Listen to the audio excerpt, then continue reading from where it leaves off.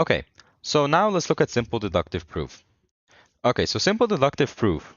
Before we get started, we need to create a distinction between the equal sign and this sign right here, which you usually use it to say that something is identically equal to another or is defined as another thing. Okay, so let's I'll give you an example in order to try to explain the distinction between these two. Okay, so let's say for example we have 3x is equal to 6. Okay, so when I'm looking at x, right, I'm looking at the x value.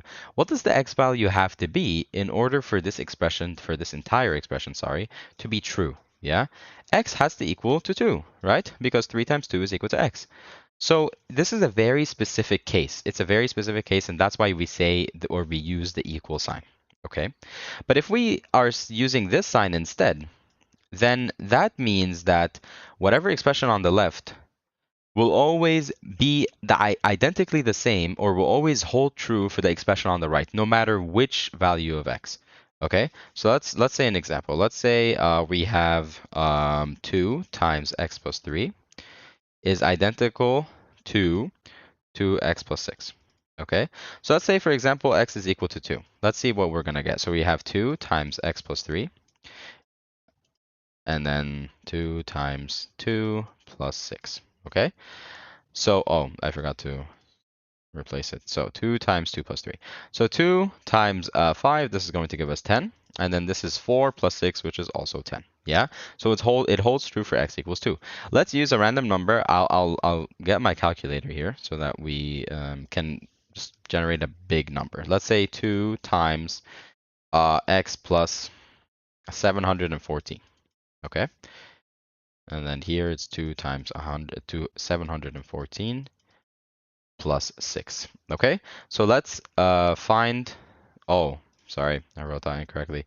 I meant 714 plus 3. Okay, so my x value is 714 in this case. So let's see what that's going to give me. So I'm going to say 2 times 714 plus 3. That's going to give me 1,434.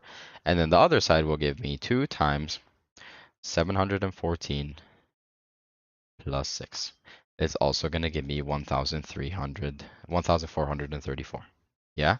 So you use this sign in order to say that one expression is identical to the other. No matter what value of x you have, it's always going to be the same. Both of them, both sides are always going to be the same.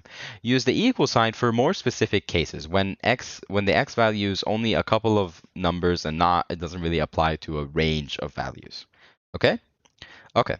So now let's look at different ways of how we can prove some things. Okay, so we're going to look at different methods of how we can do simple deductive proof. Okay, so first of all, we have method A. Yeah, I'm going to write this with red. Method A.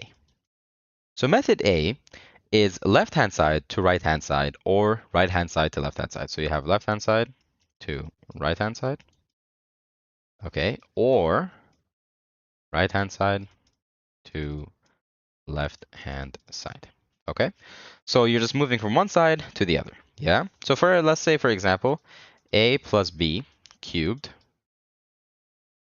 is identical to a cubed plus 3a squared b plus 3ab squared plus b cubed, right? So for example, in this case, we can move from left hand, like we start from the left hand side and then move on to the right hand side, right? Like we pick this method instead, or we pick this method, sorry. So because in this way, the way that we can prove it is that we just expand this, right? So we say a plus b multiplied by a plus b and then again multiplied by a plus b. And that's going to give us this expression right here. So we start from the left-hand side because we can actually do something on the left-hand side. We can expand this bracket. Okay, cool. Then moving on, we're going to have method B. Method B, on the other hand, is left-hand side to some result and right-hand side to the same result. So left-hand side to some result, and then right-hand side to same result. Okay, so what does that mean? Let's look into it. So let's say, for example, we have 2a plus b all squared minus 4a squared minus b squared, right? And this is identical to a plus b squared, okay, minus a minus b squared. So in this case, what we're going to do is we're going to take the left-hand side over here, okay, and we're going to work it out for some solution, yeah? So this is going to give us 4ab, okay?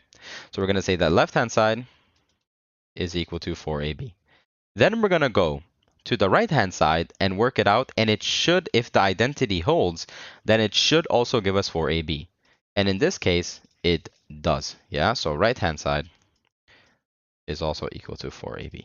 Yeah, so you start on the left-hand side and you also work the right-hand side to find the same result. Okay, cool. So that's that. Then we move on to method C,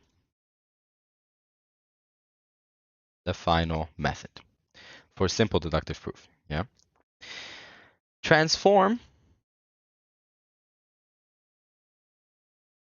left-hand side to equal to right-hand side to an equivalent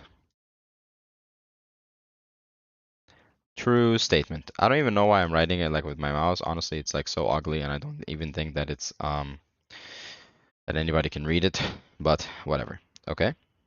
So let's say that we're given that a minus 2b divided by a minus b is identical to a squared minus ab minus 2b squared divided by a squared minus b squared. Okay, so we're given these two. Okay. So what this basically means is that you're just gonna work around like with the expressions with both sides together. Yeah, so you're gonna work together, like you're gonna combine both of them together and work with it, and then hopefully get the same two answers in the end. Okay, so in this case, you're gonna get 0. Yeah, 0 equals 0. Now, how do you even get to that? Well, let's say, for example, what I mean by, combining them together and working with them with both the left-hand side and right-hand side. Let's say, for example, you multiply, you cross multiply in this case. Yeah, so this by this. So you're going to have a minus 2b multiplied by a squared minus b squared is identical to a minus b times a squared minus ab minus 2b squared. Right? So you're going to have that. Then you're going to continue solving and solving and solving. And then in the end, you're going to find out that both sides are identical to each other because they are both 0. Okay? So that's another method for how you can show that the left-hand side is equal to or is identical to the right-hand side. There we go. Okay, simple deductive proof is therefore done. Again, I'm going to do some questions on all of these, on all of the topics that I've covered. But yeah, let's look into the next topic, or let's see if we're going to start solving questions already. See you then.